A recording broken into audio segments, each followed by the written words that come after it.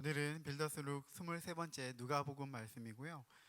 14장 25에서 35절까지 말씀을 통해서 우리는 그리스도의 제자입니다 라는 제목을 함께 말씀 나누고 싶습니다. 오늘 첫 번째 나눌 것은 누가 예수님의 제자인가 하는 것입니다. 여러분은 예수님의 제자인가요? 네, 좀 부담스럽죠. 네. 저는 고등학교 때 우연하게 읽게 된 책이 있었는데 이 후안 칼로스 오르티즈 목사님의 책인데요. 제자입니까? 라는 책이었습니다. 네, 보여주세요. 네, 이런 책이었는데 그 표지는 좀 이게 아니라 좀 다른 거였습니다. 근데 이 책을 보는데 좀 놀랐습니다. 왜냐하면 처음에 당신은 예수님의 제자입니까? 라고 물어보는 질문이 있었거든요. 근데 난 예수님의 제자인가? 이런 질문을 한번 해보게 되었던 것 같습니다. 아마 우리에게 물어볼 때 조금 전에 제가 질문한 것처럼 당신은 그리스도의 제자인가요? 라고 물어보면 좀 부담스러워요. 그리스도인인가요? 라고 물어본다면 좀 편하게 얘기할 수 있습니다. 나는 교회도 가고 난 여러 가지 성경도 읽고 활동도 하고. 그런데 제자냐고 물어보면 부담스러운 것은 이 제자라는 이 단어의 무게감이 있기 때문입니다.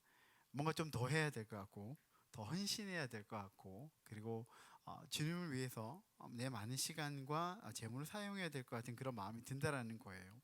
그냥 교회 다니는 정도면은 그리스도인이라는 이 단어가 괜찮을 것 같은데, 이 제자는 좀 더 헌신적이어야 한다는 그것 때문에 부담스럽다라는 것이죠.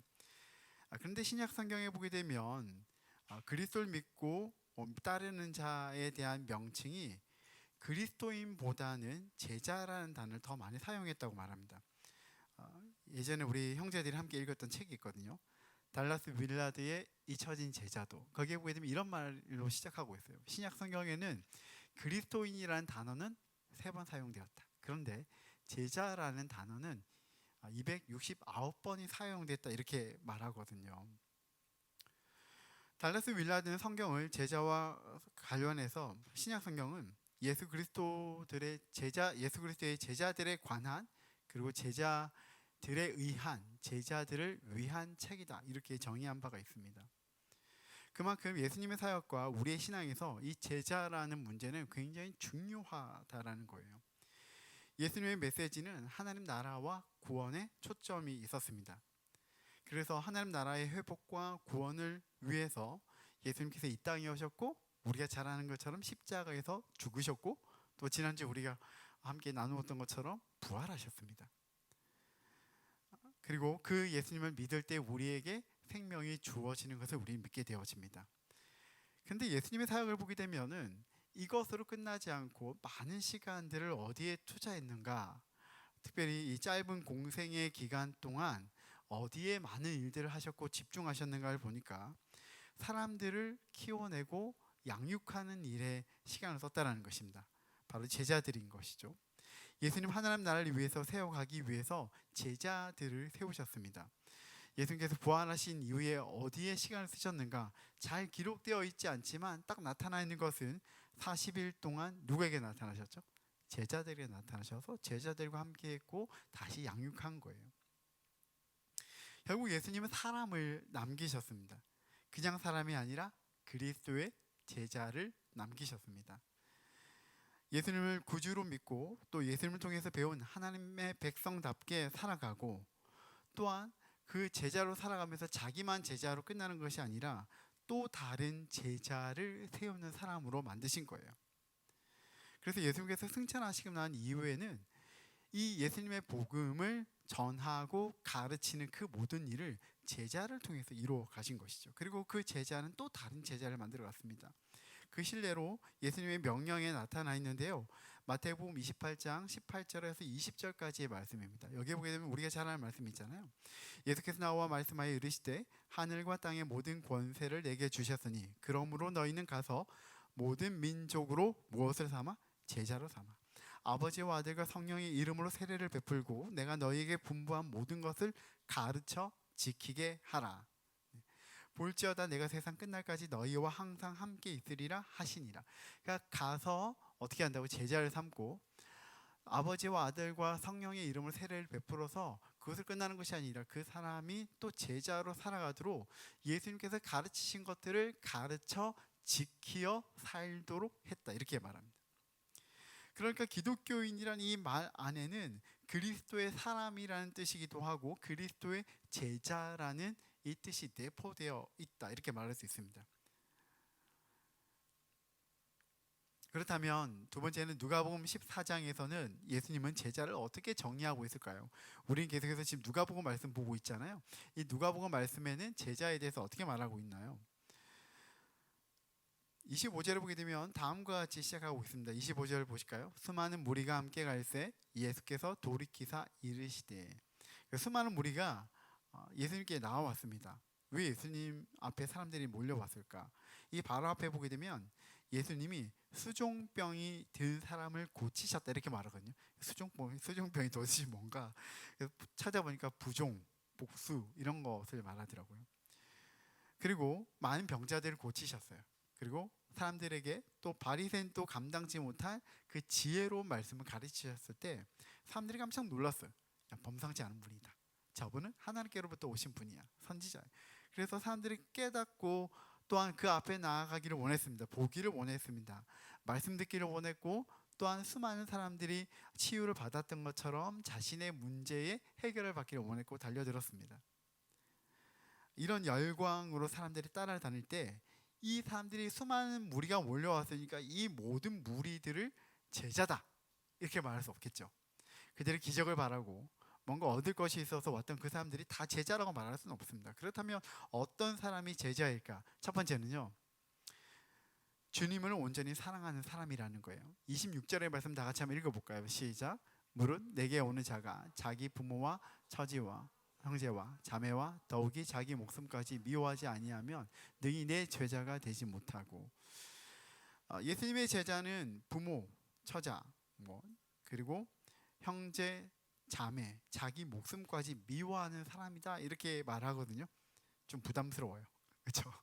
특별히 가족을 미워해야 한다고요? 이렇게 생각할 수 있죠. 이 말씀은 가족을 미워하라는 말씀은 아닐 것 같아요. 이 가족이라는 건 세상에서 가장 친밀하고 가장 비이익 관계에 있는 사람들이잖아요. 진실된 사랑은 좋아하는 것만 받아들이는 것이 아니라 오히려 힘든 것도 받아주고 안아주는 것이 진실된 사랑인데 가족의 관계가 그렇지 않습니까? 좋으면 당기고 슬면 뱉고 그게 아니라는 거예요. 하나님께서 주신 계명, 10계명에 보게 되면 사람과의 관계에 대한 것은 바로 5번째 계명이잖아요. 그 5번째 계명이 무엇이죠? 내 부모를 공경하는 것, 경외하고 공경하는 것, 사랑하는 것입니다. 그러니까 가족을 사랑하고 부모를 사랑하는 것은 당연한 것이고 주님께서 원하시는 거예요. 그러니까 이 말씀대로 보게 되면 뭔가 좀 충돌이 일어난 느낌이 들죠, 그렇죠? 당시 유대 사회에서의 가족은 절대적인 가치였습니다. 그러므로 이 말은 예수님의 제자는 가족이 못지않게 오히려 주님의 사랑이라는 것이라고 정의할 수가 있습니다. 두 번째는 자기 십자가를 지고 주님을 사랑한 사람이라고 말할 수 있습니다. 거기에 여러분 나눠준 시대에 보게 되면 27절의 말씀이 있는데 다 같이 한번 읽어보실까요? 시작. 누구든지 자기 십자가를 지고 나를 따르지 않는 자도 능히 내 제자가 되지 못하리라. 네. 십자가를 생각해 볼까요? 당시 십자가는 최고로 잔혹한 형벌의 방법이었죠. 십자가는 죽음, 고통, 수치를 의미합니다. 예수님을 따라가는 길이 혹여나 죽음, 고통, 수치가 있는 길일지라도 예수님에 대한 그 사랑 때문에 그 길의 가치 때문에 예수님의 제자로 살아갈 수 있겠는가? 우리에게 그렇게 물어보시는 것 같아요. 어떤 것 같아요? 가능할까요? 우리가 어떤 일에 있는데 그 일이 되게 가치가 있고 좋다면 그 가치대로 살아가는 것은 바보 같은 것이 아니라 어떻게 보면 지혜로운 것이잖아요. 내가 이 가치 너무 중요하게 생각한다면 그 가치대로 살아가는 것이니까. 예를 들어서 여러분들이 지금 공부하고 있는 그 전공이나 일이 그렇지 않습니까? 물론 그 일이 또 그 학업이 굉장히 항상 재밌고 즐겁고 그렇진 않잖아요. 그렇죠? 힘들고 어렵습니다. 학업이라는 것은 기본적으로 어렵습니다. 내 안에 없는 거거든요. 내 안에 없는 것이니까 집어넣어야 되는 거예요. 집어넣어야 되니까 어려워요. 그리고 일이라는 것도 항상 쉽지 않아요. 내가 능숙하고 능란하게 잘하더라도 계속 한다는 것은 어렵습니다. 그런데 왜 가죠? 왜 계속 그 일을 하고 있고 그 길을 걸어갑니까? 가치가 있으니까, 의미가 있으니까. 똑같은 이치예요. 예수님을 따르는 길이 쉽지만은 않지만은 그 길이 의미가 있고, 또한 그 안에 참된 어떤 가치가 있다고 생각할 때 우리는 제자의 길을 걸어갈 수가 있습니다. 자, 그런데 여기에서 또 하나의 문제가 있는데 그것은 바로 자기애입니다. 26절에 보게 되면 자기 목숨까지 미워하지 않는다면 이라고 말합니다. 자기의 목숨은 단순히 생명을 넘어서 자신의 욕망, 계획, 자아중심적인 삶 전체를 의미합니다. 그리스 신화에 나르시스라는 잘생긴 청년이 나옵니다. 아시나요? 그래서 이 나르시스가 어떤 문제가 좀 있어가지고 저주를 받아서 이제 문제가 하나 생겼는데, 그러다 이제 어느 날 이 사람이 연못에 비친 자기 모습을 보고 사랑에 빠져요. 자기 모습에 사랑에 빠져서 어떻게 하냐면 연못에서 자기 미쳤잖아요. 그래서 그 사랑에 빠져서 그 물에 이렇게 기울다가 빠져요. 그리고 익살합니다.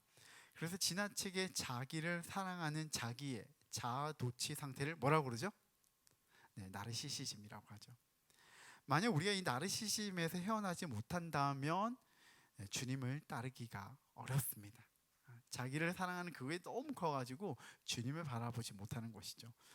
자기 십자가를 진다라는 것은 힘듦, 고생, 고난 또 두려워하지 않고 주님을 따라간다라는 말이고요. 또한 지나친 자기애를 뛰어넘어서 하나님과 그분의 뜻에 따라 살아가는 것을 말합니다. 세 번째는요, 33절에 있습니다. 소유욕을 컨트롤할 수 있는 사람이라고 말하고 싶어요. 33절 볼까요? 다 같이 읽어보겠습니다. 시작. 이와 같이 너희 중에 누구든지 자기의 모든 소유를 버리지 아니하면 너희 내 제자가 되지 못하리라. 그리스도의 제자는 무조건 자기 소유를 다 버려야 한다는 것일까요? 굉장히 무거운 말을 하고 있는 것 같습니다. 기독교는 사회주의를 말하는 것일까요? 그건 아닌 것 같은데, 그렇죠?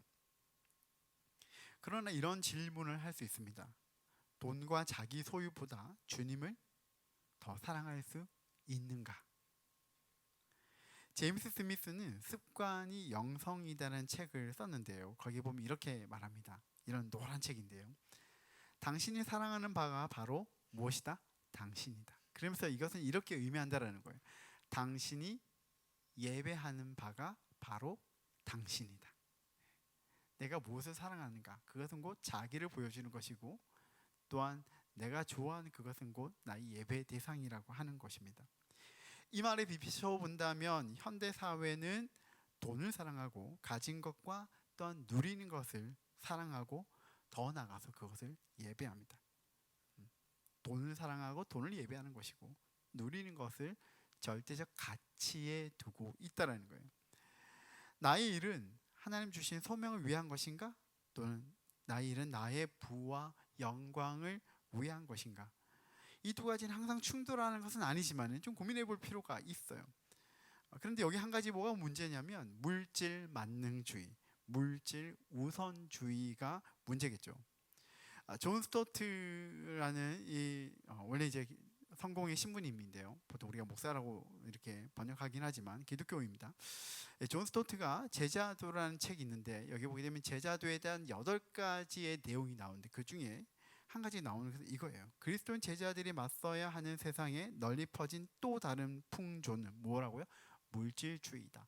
도대체 물질주의가 무엇일까? 그래서 한번 찾아보면 이렇습니다. 물질주의는 정신적인 가치와 물질적인 소유와 풍요를 삶의 가장 중요한 목표이자 가치로 여기는 태도라는 거예요.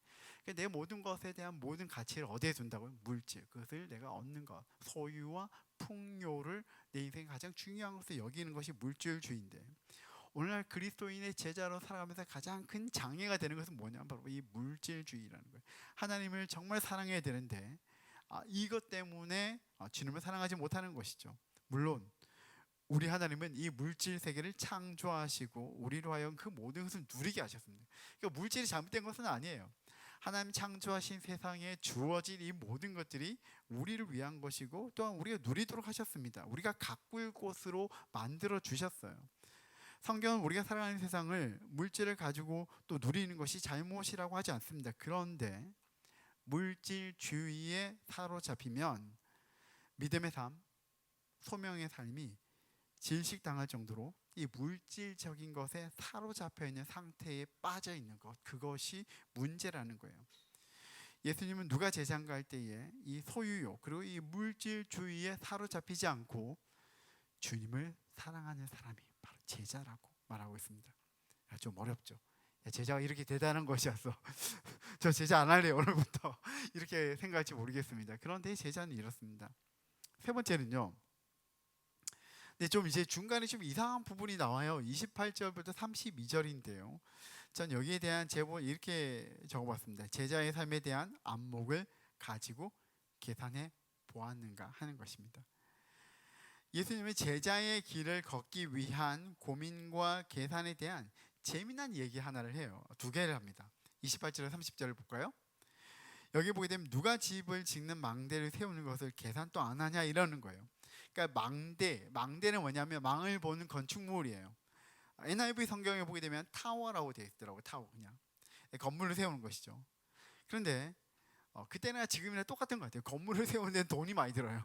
돈이 많이 들고 그래서 큰 돈이 드는데 문제는 뭐냐면 이 건물을 짓는데 참 어떻게 해요? 내가 어떻게 얼만큼 지을까? 그리고 내가 돈이 얼마나 있는가를 계산해야 되는 거잖아요. 일단 짓고 보자.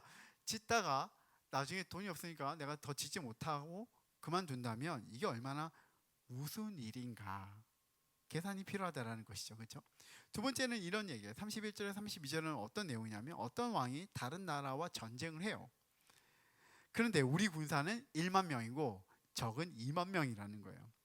그럴 때 그냥 막 싸우냐는 거예요. 오늘 우리가 이길 것이다 이렇게 말하면서 막 외치고 그렇게 싸운다면 굉장히 무식한 거라는 거죠. 우리가 어떻게 하면 이길 수 있는가? 야, 우리가 10,000명밖에 안 되고 적군은 우리의 2배고 2만 명이라면 우리가 어떻게 싸울 수 있겠는가를 고민해 보는 것이잖아요. 그리고 딱 생각해 봤는데 계산해 봤는데 안 될 것 같아. 그럼 어떻게 해야 되죠? 고개 숙여야죠. 안 될 것 같아. 그래서 화친을 보내는 것이 정상이 아닌가, 그게 지혜로운 것이 아닌가라고 말하는 것이죠. 왜 예수님이 이런 얘기를 하셨을까요? 너희는 내 제자가 되는지 가늠해 보는 것이 필요하다 이렇게 말하는 거예요. 그리고 가늠해 봤는데 안 되겠다 싶으면 그만두라는 건가요? 야, 예수님의 제자는 이런 삶이구나. 오늘 세 가지를 얘기했는데 와 진짜 힘들겠다, 나는 안 되겠는데요. 이렇게 하라는 건가요? 그렇지 않죠. 그 얘기를 분명히 아닐 거예요. 그렇다면 이렇게 말씀하지 않으셨습니다. 그렇죠? 주님을 따르는 것은 단순히 따르는 것이 아니라 가족이나 자기의 목숨보다 더 주님을 사랑하는 것이고 자기 십자가를 지고 따라간 철저한 헌신이 포함되어 있음을 알려주었습니다. 그리고 그 제자의 길은 분명히 우리에게 복이 되는 것이잖아요. 그렇죠? 참 생명의 길입니다. 그리고 그 길을 걸어가면서 겪게 될 어려움을 전혀 모르고 시작하지 않고 미리 생각해 보라고 말하고 있습니다. 그래서 우리가 그리스도의 제자로 살아간다는 것은 절대로 맹목적일 수가 없습니다. 이 말씀을 보게 되면 적어도 그리스도의 제자는 무조건 믿고 헌신하고 따르고 앞뒤 없이 던지는 사람은 아닌 것 같아요. 예수님은 제자들의 이 굳어진 생각과 신념을 깨우기를 원하셨고요. 그리고 깨우셨어요. 교육을 통해서. 그리고 하나님과 그의 나라를 보면서 자신들이 달려갈 인생이 무엇인지를 보게 하셨습니다. 그렇다면 우리 또한 그래야 되지 않을까요? 하나님 안에서 우리 인생과 제자의 길을 미리 가늠하는 것이 중요하지 않을까 싶습니다. 예수님 비유적으로 28절에 보게 되면 비용을 계산하다 이렇게 했었고요. 31절에는 어떻게 했죠? 헤아리다 이렇게 했습니다. 이는 제자의 길을 먼저 보고 배우고 아는 것을 의미하는 것이죠. 예수님의 제자들을 볼까요? 이 사람들이 유대인이었습니다. 기본적으로. 그래서 어떠했습니까? 구약 성경과 율법에 관한 기본적인 지식이 있었고 그리고 예수님과 동행하면서 어떻게 했죠? 하나님과 그분의 나라 참 제자의 길을 보고 배웠습니다. 우리가 성경을 읽고 묵상하는 것은 하나님과 그분의 나라 그분의 가치와 방식이 무엇인지를 배우는 것이죠. 우리가 예배하고 있습니다. 그렇죠? 예배가 바로 또 그런 시간이에요. 하나님 예배함과 동시에 그분을 배워가고 그분을 따라가는 삶이 어떠한지를 생각해보고 가늠하는 거고요. 우리가 신앙 공동체인데 신앙 공동체는 함께 알아가고 함께 훈련하고 함께 그런 길을 걸어가도록 동력하는 공동체입니다.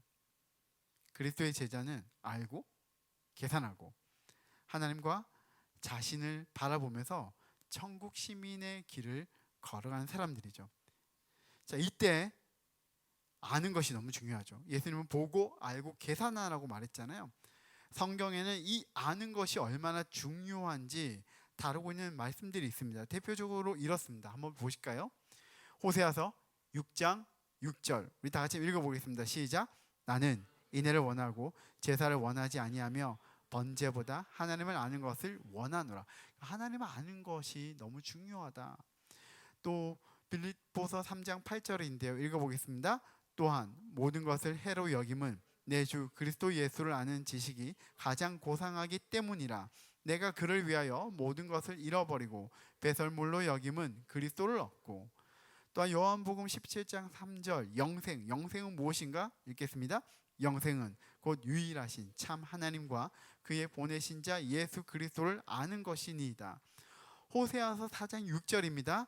내 백성이 지식이 없음으로 망한도다. 내가 지식을 버렸으니 나도 너를 버려 내 제사장이 보지 못할 것이요 내가 내 하나님의 율법을 잊었으니 나도 내 자녀들을 잊어버리리라. 네. 아는 것, 네. 그것은 바로 하나님을 아는 것이고 그리고 하나님의 백성으로 살아가는 것을 보고 아는 것인데 이게 너무 중요한 것이죠. 강영한 박사님이란 분이 있는데 이분이 이런 얘기를 했습니다. 암을 생각하려면 암과 반대되는 것이 무엇일까를 생각해 보아야 된다. 이런 말을 해요. 근데 이 암과 대립되는 것이 있는데 삼무, 그러니까 세 개가 없다라는 뜻이잖아요. 이 삼무는 곧 무지, 무능, 무감 이렇게 말합니다. 무지는 뭐예요? 그러니까 아는 게 없는 것이죠. 지식적으로 배우는 것이 없으면 결국 아무것도 모르는 것이죠. 두 번째, 아무것도 모르면 아무것도 할 수 없다라는 거예요. 그래서 우리가 어떤 일하고 전공의 일 그걸 잘 공부를 해야 우리가 그 일을 할 때 어떤 일을 할 수 있잖아요. 근데 모르면 어떻게 해요? 아무것도 못하는 것이죠. 그게 무능이죠. 믿음의 감격, 기쁨 이것도 역시 알을 통해서 가능하다 이렇게 말합니다. 결국 알이라는 거는 단순한 정보의 축적이 아니라 무지로부터의 자유, 무능으로부터의 자유, 무감으로부터의 자유라는 것입니다. 우리는 복음을 통해서 하나님을 알고 제자의 삶과 소명을 계속 가늠하고 배우고 깨닫고 알아갈 때에 우리는 진정한 그리스도인으로 살아갈 수 있고 제자로 살아갈 수 있는 것이죠. 비지오 데이라는 것이 있습니다. 비지오, 비전이죠. 보는 것이고 데이는 하나님입니다. 하나님 보는 것인데 이 비지오 데이는 장차 주님께서 오실 그때에 우리가 바라보게 되는 것입니다. 이 비지오 데이에 그때 그러니까 우리는 그동안 모든 궁금했던 것들을 다 물어볼 수가 있습니다. 주님 그때 왜 그러셨어요? 우리 성경 보니까 너무 궁금한 게 있었는데 그때 너무 잘 모르겠었습니다. 뭐죠? 왜 그랬죠? 물어볼 수 있습니다.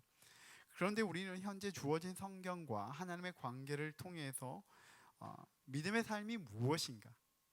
제자의 길이 무엇인가를 끊임없이 질문하고 그리고 그 진리의 길을 걸어갈 수 있는 것 같습니다.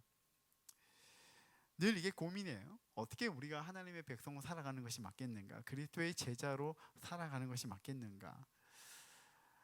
예수님은 이게 쉬운 문제가 아니니까 이 제자에 대한 얘기를 하게 되면서 28절에서 32절까지 보게 되면 가늠하고 생각하고 배우는 것이 중요하다고 말하는 것 같습니다.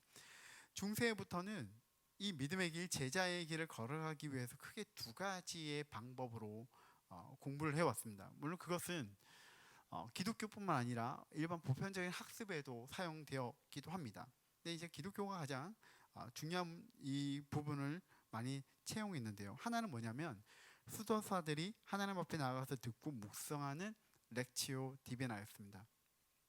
이 렉치오 디비나는 거룩한 읽기라는 뜻인데요.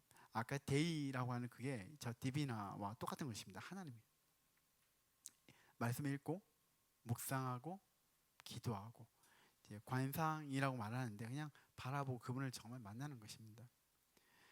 어떻게 보면 하나님과의 인격적인 만남을 통해서 그분 앞에 나가고 만나는 것이었습니다.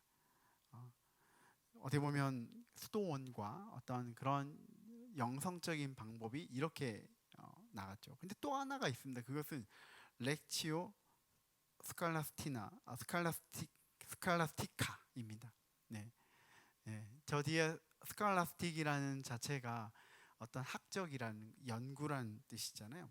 주로 대학의 방법이라고 말할 수 있습니다. 중요한 것은 질문이에요. 저 태제라는 것은 어떤 질문이고, 그리고 그에 반대되는 또 다른 이론을 만들어냅니다. 그것이 안티테제고, 이 두 가지의 대립 속에서 토론하고, 그래서 결국은 답인 진태제를 만들어내는 것인데, 학문적인 방법입니다. 이것을 번역할 때는 뭐라고 하는지 아세요? 네, 그렇죠. 정반합이에요. 들어봤나요? 네, 철학에서 이제 되게 중요한 단어거든요. 스콜라 철학 한 들어봤죠? 어디든가 들어봤던 스콜라 철학의 대부분의 방식이었고, 또한 신학의 전형적인 방법이었습니다. 이것이 이제 오늘날 기독교와 교회 내뿐만 아니라 모든 학문의 기본적인 방식이었습니다. 수도원의 훈련법과 대학의 훈련법 중에 무엇이 더 좋은지는 모르겠습니다. 근데 둘 다 필요한 것 같아요. 스콜라 철학의 대가였던 토마스 아퀴나스는 신학대전이라는 굉장히 두꺼운 책을 적었습니다. 근데 이제 학문적으로 이 스콜라스티카라는 방식으로 글을 쓰다가 이 사람도 신부였거든요. 그래서 미사 중에 어떤 천상의 그 경험을 하게 되면서 하나님 경험하게 되면서 글쓰기를 그만뒀어요. 이 방법으로 답이 없다. 그래서 이 신학대전이라는 책이 완전히 마무리가 안 되었다고 하더라고요. 우리가 그리스도의 제자로 우리의 신앙, 그리고 우리의 인생, 우리의 일, 우리의 삶의 방향을 알고 살아내는 것은 평생의 숙제라고 생각합니다. 여러분, 그리스도의 제자가 됩시다. 이렇게 설교하면 진짜 간단하고 명료하죠. 사실 그렇게 하고 끝나면 오늘 설교는 이제 빨리 끝났고, 야, 드디어 이제 설교 끝났다 이렇게 하고 이제 찬양하고 기도해야 되는데 갑자기 그때부터 이어지잖아요. 왜 이런 고민들을 할까요? 우리 수많은 시간 동안 그리스도의 제자가 되어야 함을 알고 있었고, 또 그렇게 제자가 되겠다고 헌신하고 기도했지만은 왜 정작 우리는 제자의 길을 제대로 걷지 못하고 있는 것인가? 그래서 28절에서 32절의 말씀을 묵상하는 가운데서 계속해서 우리의 인생의 길을 가늠하고 하나님 앞에서 우리의 길, 그리고 진리가 무엇인지에 대한 이 고민과 훈련이 부재했기 때문이 아닐까요? 제자로 훈련되는 두 가지의 방식은 저의 평생의 숙제이고, 또한 우리 교회가 앞으로 배우고 알아가야 될 중요한 방식이라고 생각합니다. 저는 학생 때 선교단체에 있으면서 이 하나님과 제 삶을 알아가는 이 방법을 약간 렉치오 디비나의 방식으로 훈련을 받았던 것 같습니다. 그러나 제가 학교에서 계속 공부하고 했던 것은 스콜라스티카의 방식으로 사유하고 고민하고 이성적인 분석과 답을 내는 것이었습니다. 근데 여기에 둘 다 장단이 있습니다. 렉치오 디비나는 하나님과의 관계, 묵상, 은혜적 측면에서는 되게 좋으나 지적 충족이 굉장히 약하고요. 렉치오 스칼라스티카는 사유하고 고민하고 이성적인 분석과 답을 내지만은 굉장히 메마르고 한 인간으로서 완전한 답을 내기가 어렵다는 거예요. 그러니까 저는 이 두 가지가 다 필요하다고 생각해요. 저는 우리 교회가 균형 있는 공동체로, 또한 그리스도의 제자로서 배워가고 알아가는 공동체가 되었으면 좋겠습니다. 오늘 예배 가운데 지난주에 우리가 전사님과 고민하면서 듣는 예배, 그러니까 예배 가운데도 늘 누군가 계속 얘기하고 찬양하고 선포한 예배가 아니라 우리 하나님 앞에 머물렀을 때에 듣는 예배. 물론 이제 렉치오 디비나의 방식이 될 수도 있겠지만은 현대 예배는 다양하니까 전 찬양 가운데 말씀 가운데 우리가 말하고 선포하고 듣고 이 모든 것들이 종합적인데 좀 방식이 이제 다양하게 좀 바뀌어질 수 있다고 생각이 됩니다. 그래서 듣는 예배, 주님 앞에 머물렀을 때 주님이 누구신지를 볼 줄 알고 그분의 말씀을 들을 수 있는 예배, 때로는 우리에게 헌신하고 고백할 수 있는 예배, 그리고 때로는 우리가 배워가는 예배, 저는 이게 다 필요하다고 생각이 돼요. 이것을 우리가 고민하고 이 모든 것들에 이런 실행하는 그 목적은 무엇이냐면 우리가 바로 그리스도의 제자가 되는 것입니다. 하나님 영화롭게 하고 배워가는 것입니다. 이런 큰 맥락 속에서 고민이 많아요. 저는 이제 최근에 이제 우리가 질문하는 신학해서 책을 읽고 있는데 이제 소수만 가고 있어서 이걸 어떻게 해야 되나 막 고민 중에 있거든요. 그래서 최근에 이제 생각은 좀 따로 신청을 받아서 이걸 할 사람들은 또 따로 해야 되겠다. 그러면서도 또 하나는 우리 모든 사람들을 보게 되니까 좀 더 많은 사람들이 있어서 어떤 한 훈련을 딱 하기가 어렵다면 좀 개별적으로 이렇게 고민하면서 개별적인 커스텀 훈련이 좀 필요한갑다. 뭐 이렇게 지금 고민을 하고 있거든요. 이 모든 고민은 무엇이냐면 우리가 그리스도의 제자인가, 그리고 그리스도의 제자로 어떻게 살아갈 것인가에 대한 고민이고, 그것을 도울 수 있는 공동체가 되어야 하고, 그것을 우리가 지향하고 앞으로 그렇게 세워져 가기 위함입니다. 여러분, 그리스도의 제자가 되십시오. 그런데 그냥 제자가 되는 것이 아니라 가늠하고 배우고 또 알아가고 살아내고, 그것이 평생 이어지기를 원합니다. 말씀 맺고 싶습니다. 34절과 35절에 보게 되면 이런 말씀이 있습니다. 소금이 좋은 것이나 소금도 만일 그 맛을 잃으면 무엇으로 짜게 하리요? 땅에도 거름에도 쓸데없어 내버리느니라. 들을 귀가 있는 자는 들을지어다 하시니라. 소금이 맛을 잃으면 버릴 수밖에 없다. 쓸데없다라는 것이죠. 그런데 그리스도의 제자가 그 소명을 잃어버린다면 진짜 제자인가? 라고 물어보시는 것이죠. 그러면서 한 가지 더 마지막에 있는 이 말이 또 제 마음에 이렇게 굉장히 고민이 되었습니다. 들을 귀가 있는 자는 들을지어다. 왜 우리는 잘 듣지 못할까? 무엇이 문제일까? 우리의 어떤 욕심의 문제일까요? 아니면 영적인 나태함의 문제일까요? 그럴 수 있죠. 아니면 제자로 세워지는 훈련의 부재일까요? 아니면 알려는 우리의 자세, 태도에 문제가 있는 것일까요? 아니면 우리의 환경에 문제가 있는 것일까요? 전 다양한 문제라고 생각이 됩니다. 주님의 부르심을 우리가 받고 우리가 그리스도의 제자로 살기 원합니다. 이 고백은 무수히 많이 했고 또 할 것입니다. 오늘도 우리는 그 고백을 할 거예요. 그런데 더 나아가서 주님, 우리가 배우기를 원합니다. 알기를 원합니다. 가늠하기를 원합니다. 헤아리기를 원합니다. 그리고 우리가 그렇게 배워가면서 하나님을 알아가기를 원하고 그리스도의 길이 무엇인지 그 가치를 배워가고 오늘을 살아가겠습니다. 그렇게 배워가겠습니다, 주님. 그리고 우리가 그렇게 배워가는 공동체가 되겠습니다. 주님, 우리가 맛을 잃지 않은 소금과 같이 주님을 사랑하고 오늘 있는 이곳에서 주님께서 주신 그 소명을 감당하는 제자의 길을 걸어가게 해주십시오 라고 고백하는 우리 예배가 되었으면 좋겠습니다.